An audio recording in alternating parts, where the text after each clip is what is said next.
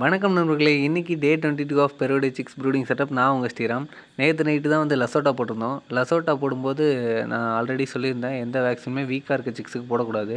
ஆனால் நம்ம கோழி குஞ்சுகள் எல்லாமே ஆக்டிவாக இருந்ததுனால எல்லா குஞ்சுகளுக்கும் போட்டோம். வேக்சின் போட்டதும் மறுநாள் வந்து நல்லா செக் பண்ணணும். ஏதாவது கோழி குஞ்சுகள் வந்து சோர்வாக இருக்கா அப்படின்னு சொல்லிட்டு பார்க்கணும். அடுத்ததாக வந்து ஒரு 2 நண்பர்கள் வந்து டிஎம் பண்ணியிருந்தாங்க, என்ன தீவனம் ப்ரோ கொடுக்குறீங்க அப்படின்னு சொல்லிட்டு. நான் வந்து ஃபஸ்ட்டு 16 நாளும் வந்து ப்ரீ ஸ்டார்டர் கொடுத்தேன். ஆனால் ஃபஸ்ட்டு 20 நாள் ப்ரீ ஸ்டார்டர் கொடுக்குறது ரொம்பவே நல்லது. எனக்கு வந்து எங்கள் ஏரியாவில் ப்ரீ ஸ்டார்டர் கிடைக்கல. நான் நாமக்கல், ஈரோட்டில் தான் வாங்கினேன். போன மூட்டை வந்து நாமக்கல்ல வாங்கினேன். போன பேட்ச் வந்து ஈரோட்டில் வாங்கினேன். நீங்கள் எந்த கம்பெனி வேணாலும் கொடுத்துக்கலாம். ஏன்னா நம்ம எந்த கம்பெனிக்கும் ப்ரொமோட் பண்ண போகிறதில்ல. இல்லை ப்ரீ ஸ்டார்டர் கிடைக்கலனா நீங்கள் ஸ்டார்டர் கொடுத்துக்கலாம்.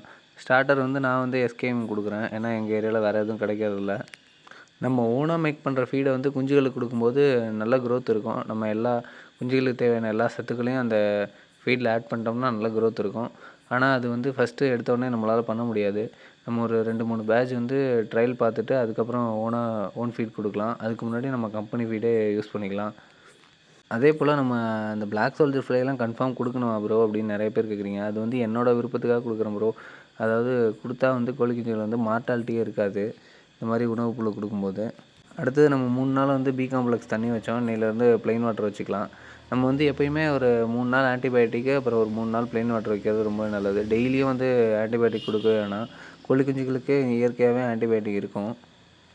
அதே போல் கோழி குஞ்சுகள் 20 நாளைக்கு மேலே ஆயிடுச்சுன்னா நம்ம புண்ணாக்கு எல்லா பேட்சும் கொடுப்போம். இந்த பேட்ச் இன்னும் புண்ணாக்கு கொடுக்க ஆரம்பிக்கல. உங்களுக்கு என்ன புண்ணாக்கு இருக்கோ அதை கொடுத்துக்கலாம். கடல புண்ணாக்கு, தேங்காய் புண்ணாக்கு எது வேணால் கொடுத்துக்கலாம். அது நல்லா பவுடர் ஃபார்மில் அரைச்சி தீவனத்தோடு மிக்ஸ் பண்ணலாம். அப்படி இல்லைனா ஊற வச்சும் கொடுத்துக்கலாம்.